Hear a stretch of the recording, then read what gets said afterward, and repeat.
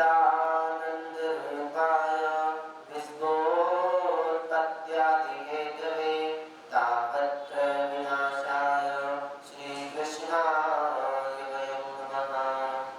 कृष्णाय वासुदेवाय हरये परमात्मने ततः क्लेशनाशाय गोविन्दाय नमो नमः। रामाय रामभद्राय रामचन्द्राय वेदिसे रघुनाथाय नाथाय सीताय पतये नमः। मनोजवं मारुततुल्यवेगं जितेन्द्रियं बुद्धिमतां वरिष्ठं वातात्मजं वानरयोधमुख्यं श्रीरामदूतं शरणं प्रपद्ये। यं प्राव्रजन्तमनुपेतमपेतकृत्यं द्वैपायनो विरहकातरया जुहावा पुत्रेति तन्मयतया तर्को विनेदुस्तं सर्वभूतहृदयं मुनिमानतोऽस्तु। अखण्डमण्डलाकारं व्याप्तमेन चराचरं तद्पदं दर्शितं येन तस्मै श्रीगुरुवे नमः। भूतेर्महद्भिर्यमिमा पुरो विभुर्निर्वायसेते यदनुषु पुरुषा भूते गुणासो षोडशात्मका स्थूलं प्रशिष्टो भगवान् वचांसि मे। जय जय श्री राधारमण जय जय नवल किशोर जय गोपी चित चोर प्रभु जय जय माखन चोर।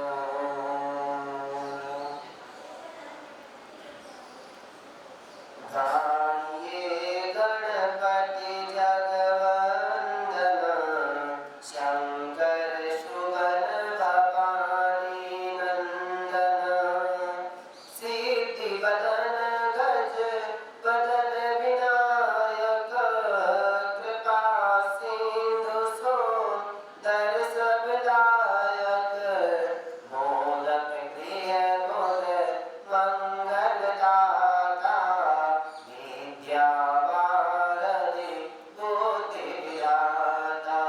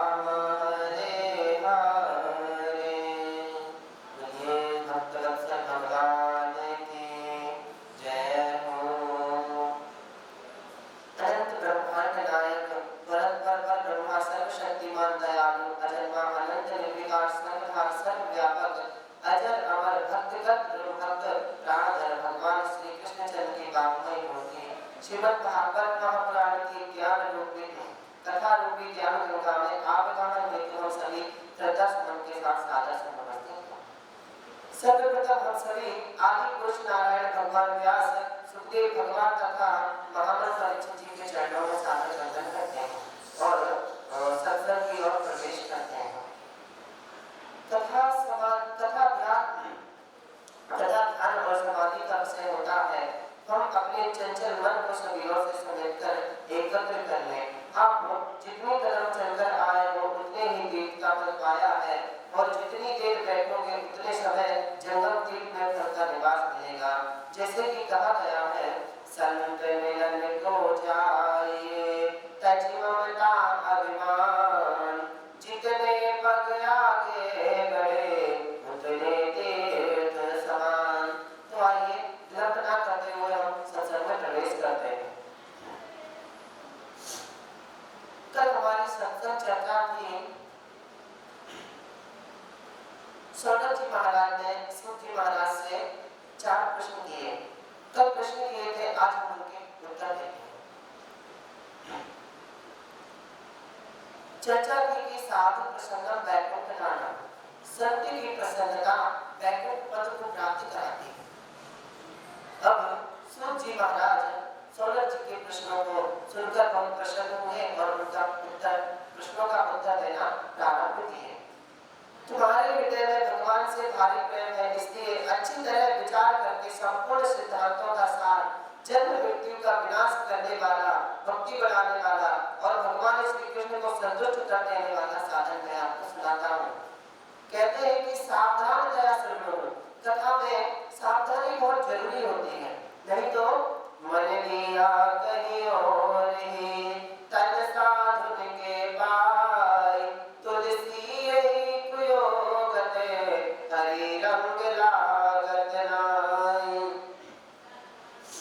देखो काल रूपी सर्प सबको खाए जा रहा है, उससे बचने के लिए सुखदेव जी भागवत रूपी महामंत्र का इस्तेमाल करते हैं। जैसे किसी को सर्प डस ले तो उसको मंत्र से झाड़ा लगाया जाता है, इसी प्रकार से ये काल रूपी कलयुग का जो सर्प है सबको डसे जा रहा है और सुखदेव जी भागवत रूपी महामंत्र का इस्तेमाल करते हैं। कीर्णे भाषितम, इसका मतलब है कि सुखदेव जी के द्वारा यह भागवत मंत्र निकाला गया। इसमें बड़ी विलक्षण की बात कही गई है कि इसके अलावा अंतःकरण माने मन की शुद्धि का कोई दूसरा साधन नहीं है। जन्म जन्मांतर का जब पुण्य इकट्ठा होता है तब कहीं से भगवत प्राप्ति, सत्संग प्राप्ति का सहयोग बनता है। एतस्मादपानं किंचिन मनः शुध्यते न विद्यते, जन्मांतरे भवेत् पुण्यं तदा भगवतं लभेत्। कथा बताती है कि परीक्षिते कथं वक्तु सभायां संस्थिते सुखे, सुधा कुंभं ग्रीष्देवा देवस्तत्र समाः।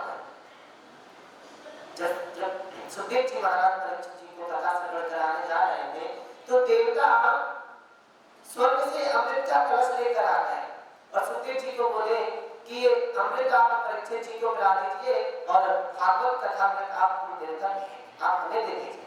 इस पर सुखदेव जी ने ध्यान दिया कि कहाँ तो ये लौकिक अमृत और कहाँ भागवत अमृत। देवता कहते थे कि अमृत पीकर परीक्षित जी को सर्पदंश से मृत्यु नहीं होगी। सुखदेव जी ने ध्यान किया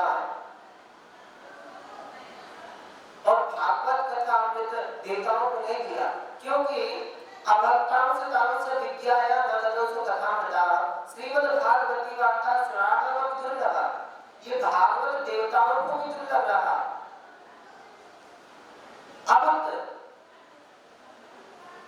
अभक्त जानकर सुखदेव जी महाराज ने भागवत कथा में देवताओं को नहीं दिया, भगा दिया वहां से, चले गए देवता दुष्ट हो गए। इसी प्रकार जब ब्रह्मा जी को यह बात पता चली कि भागवत स्वयं भगवान का स्वरूप है, तो ब्रह्मलोक में ब्रह्मा जी ने तराजू बांधकर एक पल्ले पर भागवत और दूसरे पल्ले पर सभी साधन रखे, तो सभी साधन हल्के पड़ गए और भागवत भारी हो गए। लघुन्यानि जातानि गौरवेण इदं वदत् कदा ऋषिगण सर्वं विस्मयं कर्मं ययुः। इस पर ऋषियों को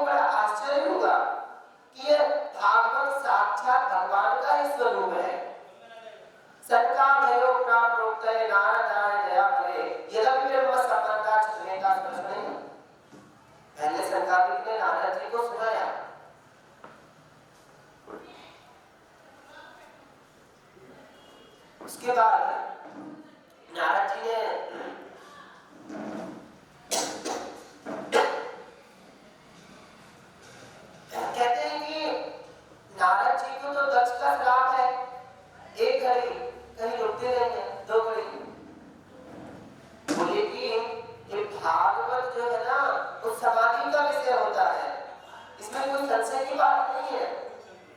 सुखदेव जी को तो गोडोवर मात्र भी नहीं रोकने का प्रमाण है, उनको भी कई जगह समाधि लग गई, परीक्षित जी को भी समाधि लग गई। नारद जी की तो बात है, जब भगवत चर्चा चलती है तो जो श्राप वगैरह होते हैं सब जाते रहते हैं, उनका प्रभाव नहीं होता है भगवत कथा में प्रवेश करने का।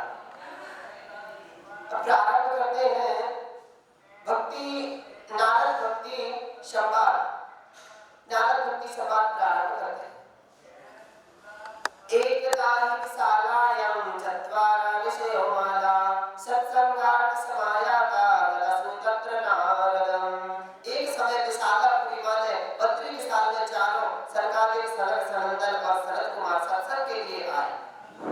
वहीं पर उन्हें नारद जी से भेंट हुई। सरकार ने पूछा, नारद जी आप इतने उदास क्यों लग रहे हो, बड़ी जल्दबाजी में दिख रहे हो, कहां से आ रहे हो और कहां जा रहे हो? अनासक्त महापुरुष को इतनी चिंता में रहने का कारण बताओ, कारण क्या हो सकता है?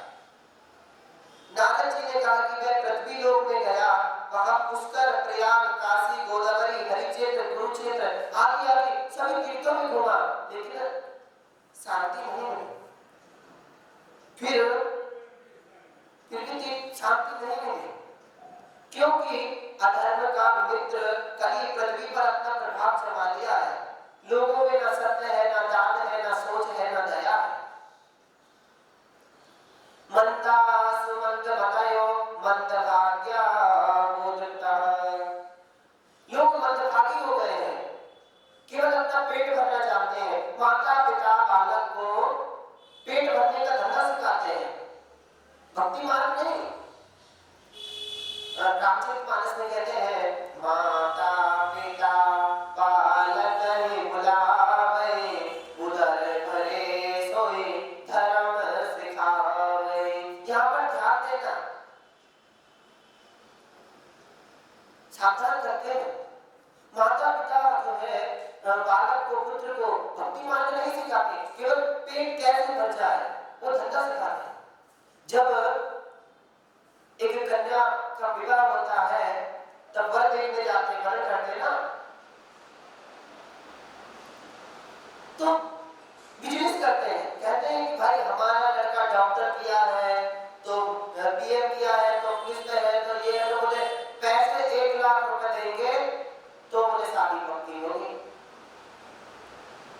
जब बार बार कह रहा हूं यहाँ ध्यान देना, दाम्पत्य जीवन में यदि सुखी रहना है तो ये मोल नहीं आना चाहिए बीच में। कहते हैं कि अब भैया शादी हो गई, पुलिस के बेटे से शादी करा दी और लड़की वालों ने बढ़िया 2 लाख रुपए दे दिए और लड़की ससुराल में पहुंची तो जाके बढ़िया बेड पर लेट गई और बोलती है पानी ला ले ला, बहू को चलाती। क्यों? कारण क्या है इसका? क्योंकि आपने आपके बेटे को बेच दिया, उनका विवाह जो किया है ना, दहेज। लड़की कहती है मेरे पापा ने 2 लाख रुपए दिए, मैं काम थोड़ी ना करूंगी, मैं काम करवाऊंगी यहाँ पर। ये गलत है। अरे भाई, क्या एक लड़की का पिता, कन्या का पिता यदि पैसे नहीं देगा तो क्या उस कन्या का विवाह नहीं होगा? पहले भी तो होते थे, पहले तो होते थे विवाह, लड़की को नहीं पता चलता था कि लड़का कौन सा है, लड़के को नहीं पता चलता था कि लड़की कौन सा है। और आज के तो विवाह के पहले ही बढ़िया घूम के आते हैं साथ में। तो दाम्पत्य जीवन में सुख कहां से आएगा?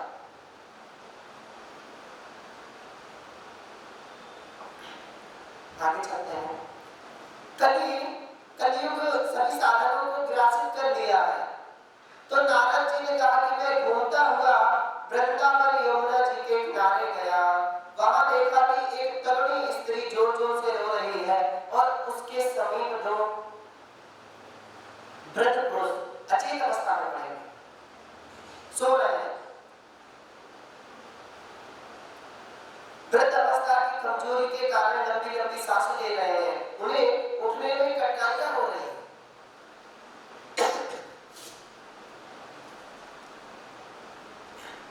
बहुत सी स्त्रियां हैं रोती हुई माता को समझाने बुझाने लगी। मुझे देखकर बेचैन होकर बोली, भो भो साधो क्षणं तिष्ठा मचिन्तन विनाशया दर्शनं तव लोकस्य शतथा गर्भं। हे संत, थोड़ी देर रुक जाओ। आप जगत की चिंता हरण करने के लिए इस पृथ्वी लोक में विचरण करते हो। देखिए यहाँ पर अभी शब्द आया है नारद जी के लिए, यानी कि आप रुक जाइए। आप संत का दर्शन जगत के लिए सर्वथा पापों को हरण करने वाला होता है। इस पर उस बाला ने बताया कि मेरा नाम भक्ति है, ये दोनों ज्ञान वैराग्य मेरे पुत्र हैं, ये सेवा करती हुई युवती गंगा यमुना आदि नदियां हैं, ये दोनों मेरे पुत्र हैं। हे प्रभु, मैं तरुणी और मेरे दोनों पुत्र वृद्ध हो गए।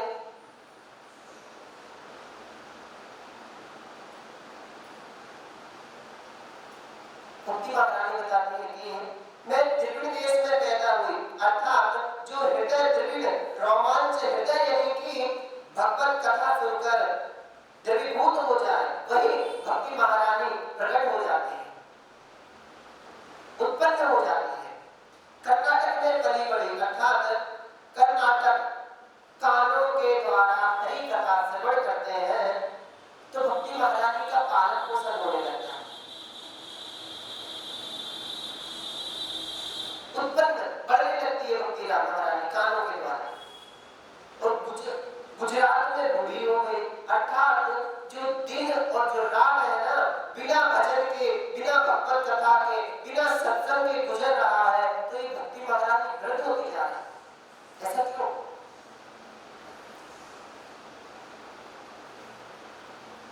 गुजरात है, लेकिन मेन बात यहाँ पे है कि दिन रात जो बगैर भजन के जा रहा है, बगैर सत्संग के जा रहा है, तो भक्ति महारानी वृद्ध हो जाती है। और वृंदावन के सहयोग से मैं युवती हो गई। आप समाधान कीजिए कि मैं युवती और मेरे दोनों पुत्र वृद्ध हैं, इसलिए मैं पुत्र की चिंता में रो रही हूँ। सूत जी ने कहा कि हे सौनक जी, इस पर नारद जी एक क्षण भर भगवान का ध्यान किए और सब कुछ जान गए, समझ गए और बोले, न विषादस्त्वया कार्या हरि संगे करिष्यति। हे देवी, तुम्हें दुखी नहीं होना चाहिए, भगवान श्री हरि तुम्हारा कल्याण करेंगे, यह कली का प्रभाव है। भक्ति ने कहा कि राजा परीक्षित ने ऐसा कलियुग को रहने ही क्यों दिया। नारद जी ने कहा कि अन्य युगों से इस युग की विशेषता है। अन्य युगों से इस युग की विशेषता कुछ विशेष है कि जो फल तपस्या से मिलता है वह कलियुग में केवल हरिनाम संकीर्तन से प्राप्त हो जाता है, हरिनाम संकीर्तन से मिल जाता है। अस्तु पुंडरीकाक्षा सहते निकटे स्थितः। इसी कारण से कमल नयन भगवान समीप में रहते हुए सहज कर रहे हैं। भक्ति महारानी ने कहा कि नारद जी, आपके दर्शन से मुझे बड़ा ही आनंद हुआ। हर किसी को अपने भाग्य से संत दर्शन मिलता है, संत के दर्शन होते हैं। देखिए, मैं बार-बार कहता हूँ, जब भी किसी संत के दर्शन करने जाओ, संत मिलन हो जाओ, तो मन की जो वासना है ना, उन्हें त्याग कर जाओ। क्यों जा रहे हैं? भगवत प्राप्ति के लिए।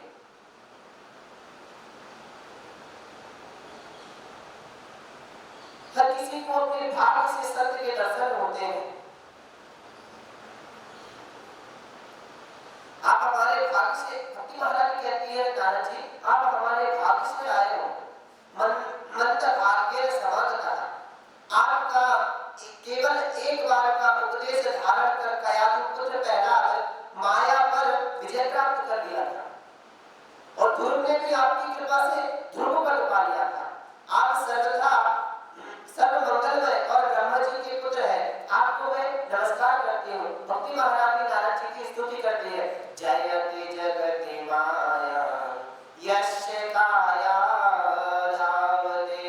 वचन रचन में कम केवलम चाकलया ध्रुव पदमपि यातो यत्र पातो ध्रुवोऽयं सकल कुशल पात्रं ब्रह्मपुत्रं नतास्मि सकल कुशल पात्रं ब्रह्मपुत्रं नतास्मि।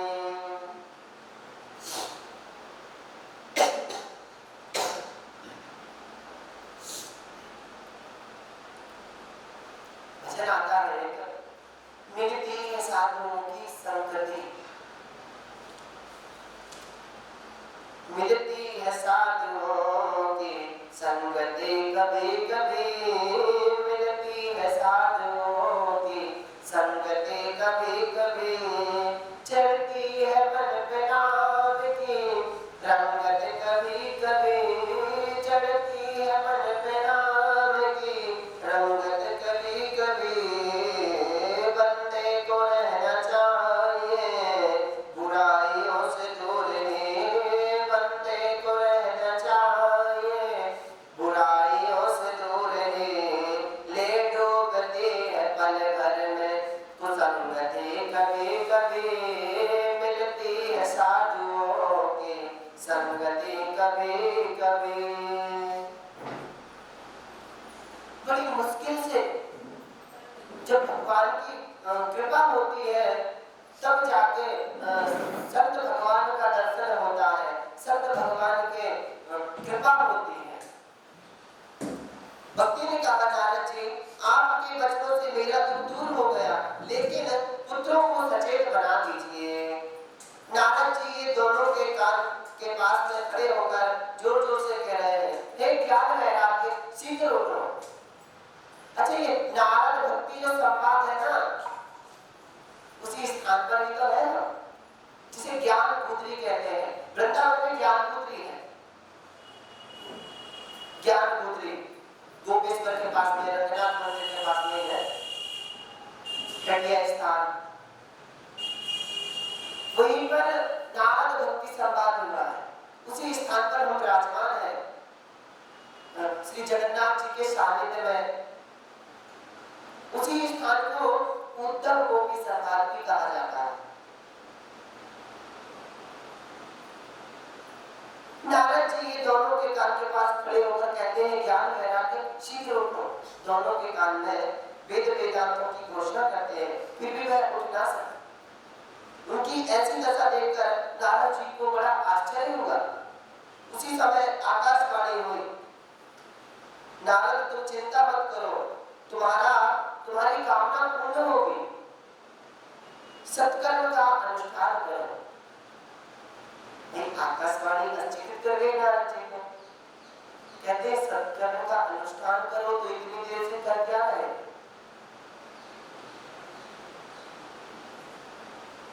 क्या चलो उपाय करते हैं।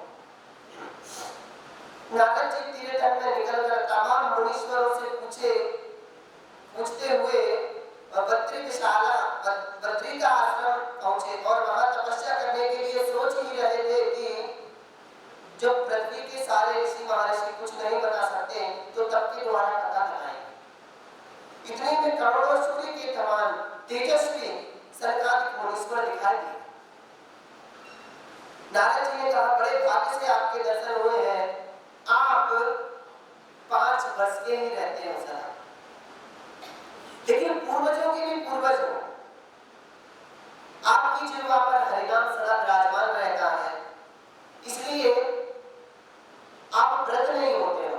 सरकारी जो है ना वो सदा 5 वर्ष के रहते हैं, व्रत नहीं होते, हमेशा गाते रहते हैं हरि शरणम हरि शरणम हरि शरणम हरि शरणम हरि शरणम हरि शरणम हरि शरणम हरि शरणम।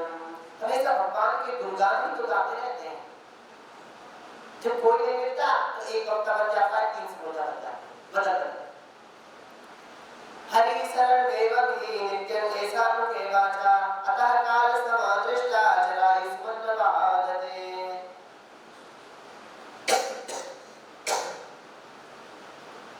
कहते हैं, नारद जी कहते हैं आकाशवाणी के विषय में आप तो सभी बातें जानते ही हैं हे सौनक जी। इतना पूछने पर सरकारिक ने कहा कि नारद चिंता ना करो, सत्कर्म क्या है उसे बताता। ऐसा कहकर ऐसे तो बहुत प्रकार के यज्ञ बतलाए गए हैं, लेकिन उसमें ज्ञान यज्ञ सर्वश्रेष्ठ है। ज्ञान यज्ञ सर्वश्रेष्ठ बताया गया है, जिसका सुखदेव जी भागवत में वर्णन किया करते हैं। नारद जी ने कहा कि वेद वेदांत आदि की घोषणा गीता पाठ ज्ञान वैराग, गीता पाठ से ज्ञान वैराग जाग नहीं सके तो भागवत के श्रवण से कैसे जाग जाएंगे। नारद जी कहते हैं कुमारों कैसे? कुमारों ने कहा कि हे मुनि, वेद और उपनिषद से तैयार किया गया यह भागवत है जैसे वृक्ष जड़ से लेकर पत्तों तक में रहता है, लेकिन उतना स्वाद नहीं आता जितना स्वाद पत्ता में फल में आता है। वृक्ष जड़ से पत्ता तक है, जितना स्वाद फल में आता है उतना पत्ते में नहीं आता है। तुम पत्ता खा करके देखना, जो स्वाद फल में है वो पत्ते में नहीं है। तो कहते हैं ये भागवत ब्रह्म संबंध भक्ति ज्ञान वैराग्य की स्थापना के लिए ही तैयार किया गया है। भक्ति ज्ञान विरागाणां स्थापनाय प्रकाशितम्।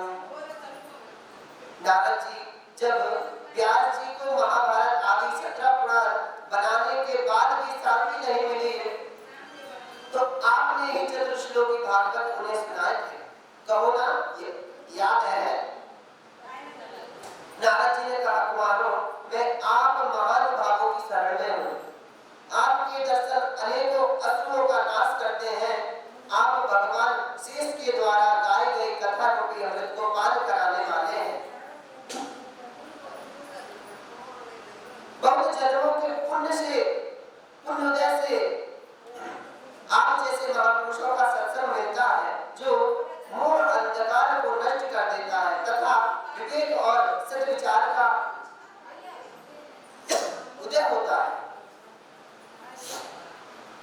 भाग्योदयेन बहुजन्म सफलजितेन सत्संग प्रचलते पुरुषो यादवे आज्ञान हेतु कृत मोह मदांधकारं नाशं विदाहित तोलको विवेका।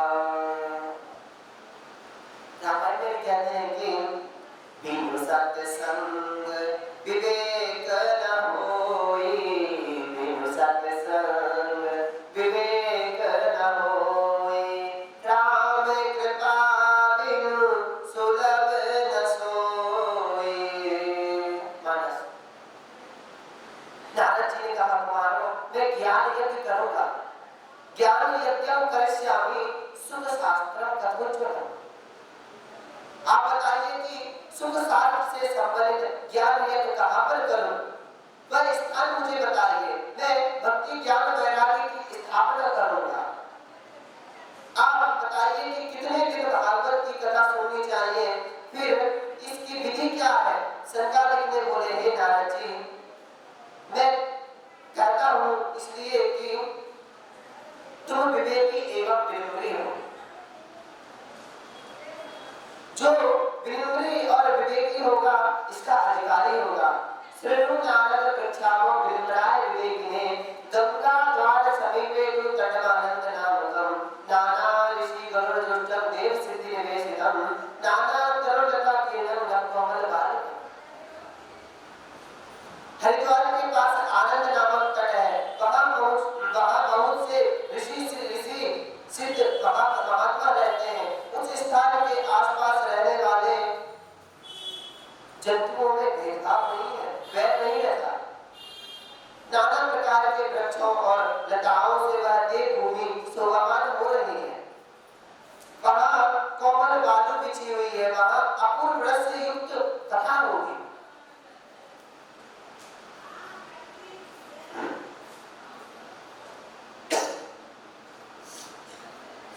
भक्ति महारानी ज्ञान वैराग्य दोनों पुत्रों को लेकर कहा आकाश मार्ग से वहां पर आ जाएंगे। दोनों वृद्धों को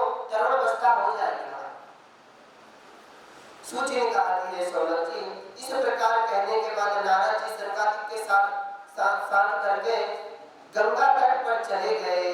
वहां वे पहुंचे तो पृथ्वी से लेकर देवलोक तक कोलाहल मच गया। जो वैष्णव लोग थे वह भगवत कथा पान करने के लिए दौड़ पड़े। सूत जी ने कहा कि हे सौनक जी, उन ऋषियों के नाम सुनिए जो कथा में पधारे।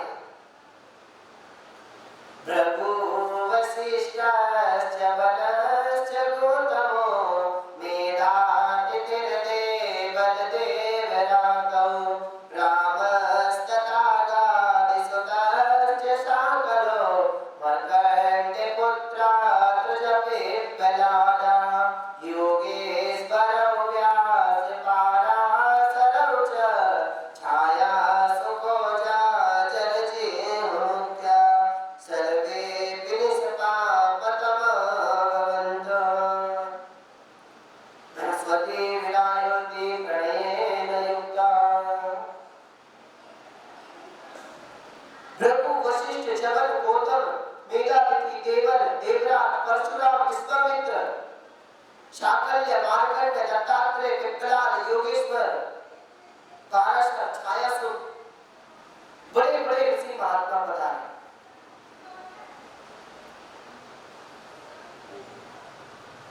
पुत्र शिष्य और स्त्रियों के समेत बड़े बड़े प्रेम से आए। मूर्तियों को धारण कर वेद वेदांत 17 पुराण और 6 शास्त्र आए। सभी क्षेत्र तथा नदियां भी वहां पहुंची। जो गौरव के कारण नहीं आ सके उन्हें भृगु जी समझा बुझाकर लाए। दीक्षित हुए नारद जी बैठने के लिए शरद कुमारों को आसन दिया। सबसे वंदित हुए सनकादिक श्री कृष्ण का स्मरण करते हुए आसन पर विराजमान हुए। देवता भी विमान पर चढ़कर आए। वह कल्प वृक्ष के फूल लाए और आकाश मार्ग से लगे पुष्प वृष्टि करने।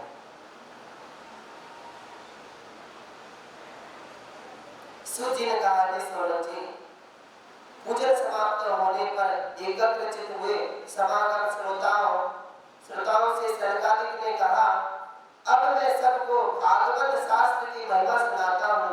इसके श्रवण मात्र से मुक्ति हाथ लग जाते हैं। यस्य श्रवण मात्रेण मुक्ति कर फलस्थितः। क्योंकि इस भागवत श्रवण मात्र से श्री हरि हृदय में विराजमान हो जाते हैं।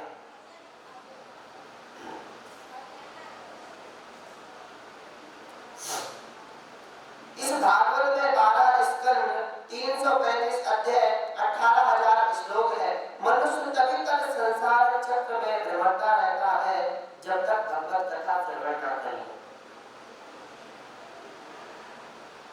हजारों अश्वमेध यज्ञ, सैकड़ों वाजपेय यज्ञ भागवत की 16वीं कला की बराबरी नहीं कर सकते। जो मनुष्य प्रतिदिन भागवत का पाठ करता है उसके करोड़ों जन्मों के पाप नष्ट हो जाते हैं।